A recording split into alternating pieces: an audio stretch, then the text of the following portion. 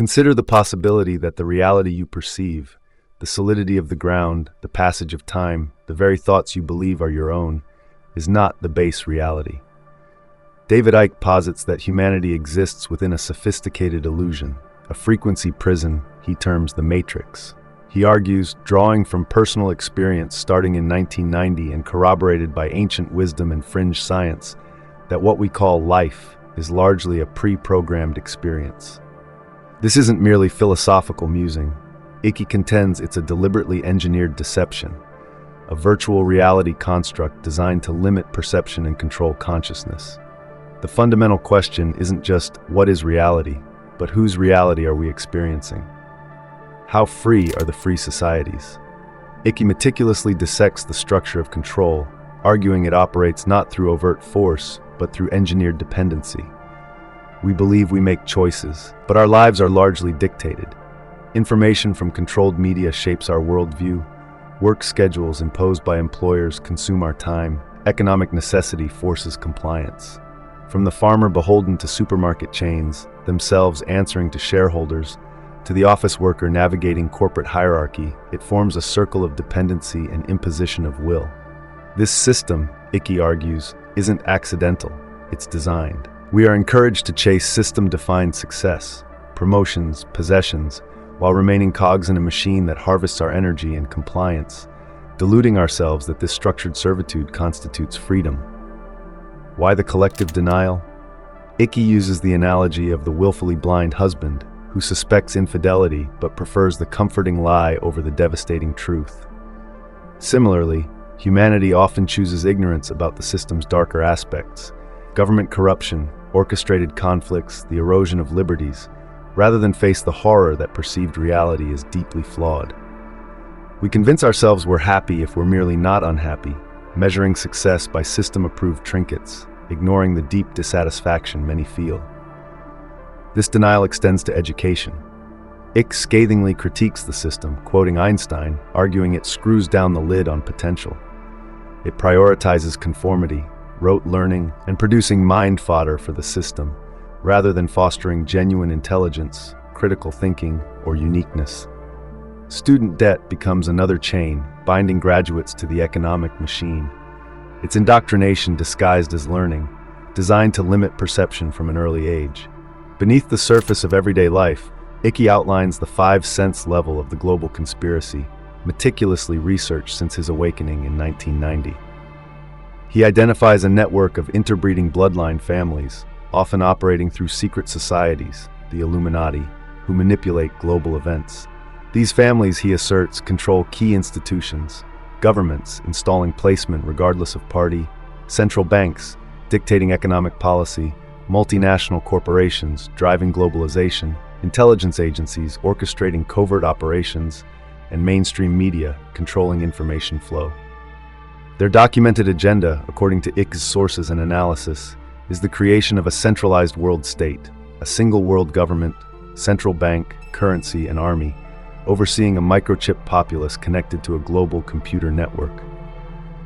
Processes like globalization and the formation of political superstates, EU, African Union, proposed American Union, are presented not as organic developments, but as deliberate steps, the totalitarian tiptoe, towards this ultimate goal of centralized control. But the 5 sense conspiracy, Icke argues, is merely the ground floor. To grasp the full picture, we must go beyond the veil of ordinary perception. He posits that reality is fundamentally multidimensional, composed of energy vibrating at different frequencies. Physical matter is slow vibration. Faster vibrations constitute realms invisible to our limited senses, other dimensions, or spirit worlds.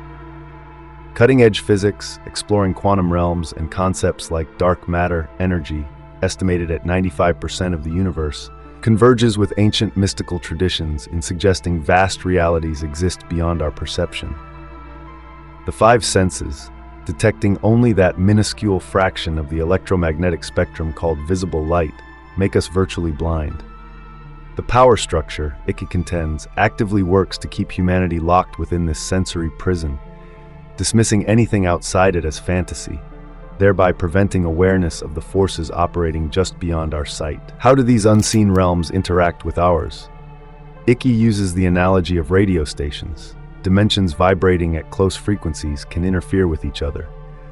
This leads to one of his most controversial assertions: the existence of non-human entities, primarily reptilian in nature, operating from a frequency range just outside human sight. These entities, he claims based on hundreds of eyewitness accounts worldwide and corroborating ancient myths, Nagas, Chitori, feathered serpents, are not aliens in the conventional sense, but interdimensional beings who have long interfered in human affairs. They manipulate our world from behind the veil, influencing events and individuals without being directly perceived by the majority, constrained by five-sense reality. The global prevalence of serpent or dragon mythology isn't coincidence, Icke suggests, but fragmented cultural memory of these interdimensional manipulators. How do these entities operate within our reality? Icke explains the phenomenon of shape-shifting, not as physical transformation, but as a shift between frequency fields. The reptilian entity wears a human body, specifically those belonging to the Illuminati bloodlines, like a vibrational spacesuit. Our five senses perceive only the human frequency overlay, while the reptilian consciousness controls the host from its adjacent frequency. Why the obsession with bloodlines? Icke posits that specific genetic lineages, meticulously maintained through interbreeding, possess DNA that resonates sympathetically with the reptilian frequency, making possession or body snatching easier and more stable. Furthermore, human anatomy provides a direct link. The R-complex, or reptilian brain, the oldest part of our brain structure. It governs primal traits, territoriality, aggression, ritualistic behavior, obsession with hierarchy and control, lack of empathy, precisely the characteristics Icke attributes to the Illuminati agenda. These entities, operating through compatible bloodlines, amplify these reptilian brain traits within their hosts, driving their actions.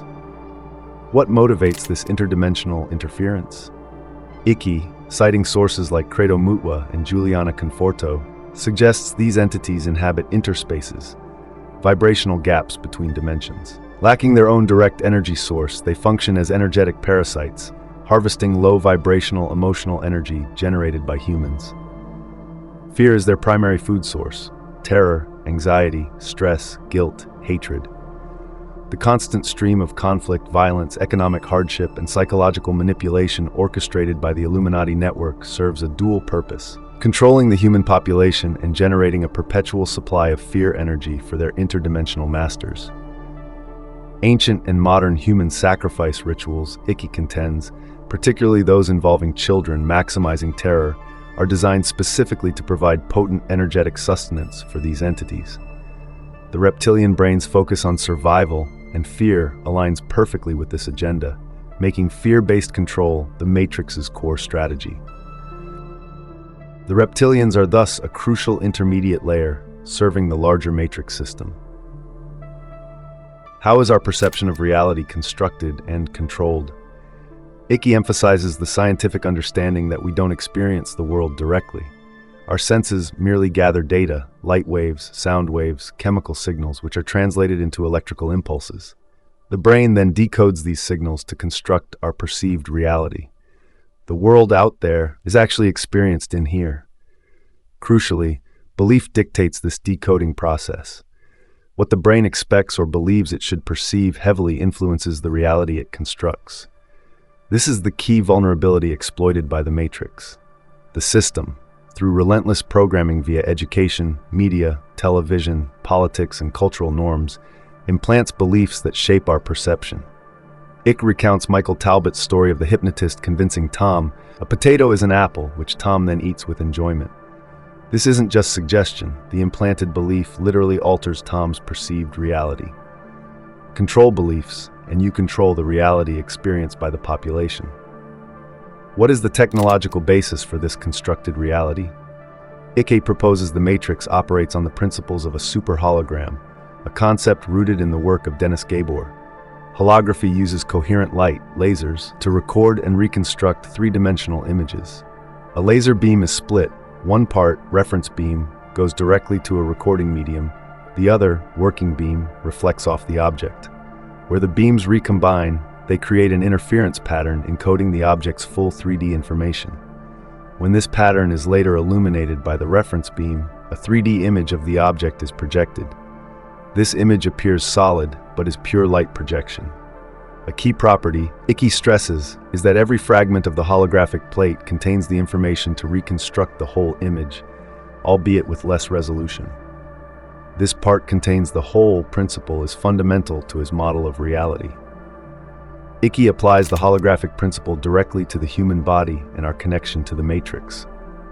The body itself is a holographic projection, appearing solid despite being mostly empty space at the atomic level.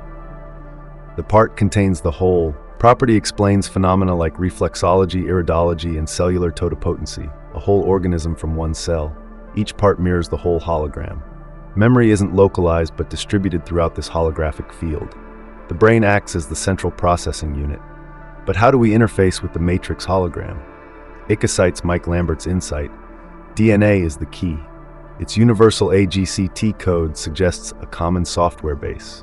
Crucially, DNA's crystalline structure allows it to act as a sophisticated antenna, receiving, transmitting, and amplifying frequencies, the language of the matrix. It's how we are logged in. He further draws on Russian research, detailed in Appendix 1, suggesting DNA functions like a biological internet, using laser-like light to read and write information, potentially reprogramming itself based on language and thought frequencies, wave genetics. The 95 to 97% junk DNA, Icke argues, isn't junk but the primary transceiver connecting us to the wider, non-physical universe and the matrix broadcast. One of the most profound illusions maintained by the matrix, according to Icke, is linear time. The perception of moving sequentially from a fixed past through the present towards an unknown future is a software program designed to entrap consciousness. True reality, the infinite oneness, exists outside time, in an eternal now. Believing in linear time disconnects us. Icke uses the analogy of reality as a pre-recorded movie on a DVD. The disc contains all scenes, past, present, future, simultaneously. Our experience of now is simply the laser, our point of consciousness, decoded via DNA RNA, reading a specific point on the disk. We aren't actually moving through time, we're experiencing sequential data points from a pre-existing program. This is the time loop, the specific program track that keeps humanity repeating historical cycles of conflict and control, because the underlying software remains unchanged. Aging itself, he suggests, is not inevitable biology, but a program written into the DNA, manifested holographically because we believe in its necessity. If reality is a pre-recorded program, what are the implications? Firstly, the past is not necessarily fixed. Changing the program now through consciousness or external manipulation could potentially rewrite the entire timeline, altering perceived history. Historical evidence might just be data downloaded at our current point in the program. Secondly, psychic phenomena like precognition, seeing the future, or retrocognition, seeing the past, are explained as consciousness via the DNA-RNA interface, accessing data located earlier or later on the time loop DVD track. Thirdly, the concept of parallel universes aligns with this model. They can be viewed as multiple matrix programs running simultaneously, different DVDs, or perhaps different language story tracks on the same disk. Our belief system, our frequency, determines which universe or interpretation of reality we tune into and experience. We are constantly choosing which movie to watch, often unconsciously. How does this model explain health and disease? Icke proposes that illness is essentially a malfunction in the body's holographic program, a computer virus disrupting the information flow within the DNA-RNA network. Health is harmonious communication. Dis-ease is informational chaos. This malfunction can be caused by various factors: electromagnetic pollution, power lines, phone masts scrambling DNA signals, chemical toxins in food, water, and vaccines, aspartame, mercury, fluoride acting as neurotoxins or DNA scramblers, and negative emotional states, stress, fear, repressed anger creating information blockages. Conventional medicine often treats the holographic symptom, the glitchy projection, rather than the underlying software error. True healing, Icke argues, involves restoring vibrational harmony by correcting the DNA program. This can be aided by vibrational therapies, acupuncture, healing, that rebalance the body's energy field, but ultimately, consciousness is the master programmer. By shifting awareness, cultivating positive emotional states, love, peace, and applying conscious intent, we can override the faulty programming, heal the virus, and restore the body hologram to its optimal state. Belief, the placebo effect, plays a crucial role in this reprogramming. Beyond physical control, the Matrix employs powerful software programs to regulate consciousness itself. Icke identifies religion, in all its forms, both conventional and secular, as a primary example, the God program. Its function is to act as blinkers, trapping awareness within specific belief systems, rituals, hierarchies, and dogmas. Whether it's Christianity, Judaism, Islam, Hinduism, Buddhism, or the modern worship of money, status, politics, science, or celebrity, these systems demand belief in external authority, impose complex rules often rooted in fear of divine punishment, social exclusion, or missing out, and keep consciousness busy with details, preventing it from questioning the fundamental nature of reality. Icke details the intricate, often anxiety-inducing rules of Orthodox Judaism, kosher laws, Sabbath restrictions, hair regulations, as a case study in how such programs consume mental and emotional energy, fostering obedience through fear of spiritual damage. The core mechanism is control through belief, enforced by a priestly or expert class who interpret the dogma. What about spiritual alternatives like the New Age movement? Icke argues that while often containing partial truths, multidimensional reality, consciousness beyond the body, the New Age largely functions as the Matrix's sophisticated backstop, catching those awakening from mainstream religion and materialism, but trapping them in subtler illusions. Core New Age tenets like spiritual evolution through reincarnation and karma are identified as key Matrix deceptions. If we are already infinite oneness, why the need to evolve through countless lifetimes of struggle? This narrative keeps consciousness striving within the game, reinforcing the illusion of linear time and necessary suffering. Karma becomes a tool for guilt and acceptance of limitation. Furthermore, the New Age often replicates religious structures. Gurus replace priests, channeled entities, or ascended masters, like the Great White Brotherhood or Ashtar Command, become the new external authorities dictating truth and demanding belief. The focus on light versus dark perpetuates the duality the Matrix thrives on. It's the same control program, Icke contends, just with a different interface. Vibrations, ascension, masters instead of sin, salvation, saints. Synthesizing these analyses, Icke presents human society not as a structure for collective well-being, but as a meticulously designed farm serving the Matrix agenda. He recaps the key strategies, entrapping consciousness in the five-sense illusion and inducing amnesia of our true nature, programming minds and emotions to react predictably, usually with fear, maintaining the illusion of linear time, using the God program, religion dogma, for control, promoting atheistic materialism, cosmic accident program, to induce meaninglessness, and crucially, employing divide and rule. Society is deliberately fractured along lines of race, nation, religion, class, gender, and political affiliation. These divisions are manipulated to generate constant conflict, stress, economic anxiety, and fear, the low vibrational emotional energy harvested by the interdimensional entities. Specific tools include controlled information, media, indoctrinating education, chemical and electromagnetic attacks on biology, toxins, EMFs weakening DNA brain function, economic enslavement, debt-based currency, engineered dependency, political charades, illusory choice, and social engineering, promoting stress, suppressing spontaneity, and forcing conformity. The goal is a fearful, robotic populace, generating energy and remaining unaware of their true potential. How do we begin to break free from such comprehensive control? Icke advocates a radical shift in perspective.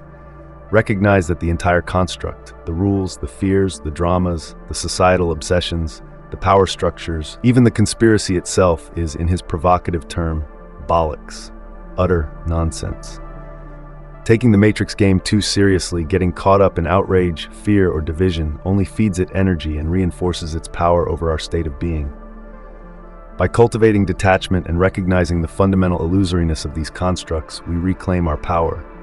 He deconstructs social taboos, swear words, nudity, political conflicts, Bush versus Kerry, national racial divisions, exposing the one of our own program, family programming, and the system's definition of success, exposing how successful roles often serve the Matrix. The key is to see these things for what they are: programs, illusions, subplots within the grand distraction. Laughter and non-seriousness become powerful tools, dissolving the fear and importance we project onto the holographic charade. From the perspective of infinite consciousness, or even just the deathbed, these worldly struggles lose their terrifying grip. The ultimate path to freedom lies in consciously logging off from the Matrix program. This requires a fundamental shift in identification, from the limited programmed body-mind personality, the human avatar, to the infinite consciousness, the infinite love that is our true nature. The key practice is detached observation. Learn to witness your thoughts and emotions without identifying with them. Recognize them as the software program running, the chatter of the DNA computer, not the real you. Consciousness is the silent space that allows the program to be perceived. Mind thinks, consciousness knows. Observe the predictable, fear-based nature of your programmed reactions. When triggered, notice the impulse to react emotionally, defensively, or aggressively. This reaction keeps you locked in the program, feeding the matrix. The liberation comes through non-reaction. Observe the trigger, observe the programmed response rising within you, but consciously choose not to engage it. Instead, pause, breathe, and respond from the stillness of awareness, from a place of balance and love. This simple act disrupts the program's hold and begins the process of rewriting your reality from the inside out.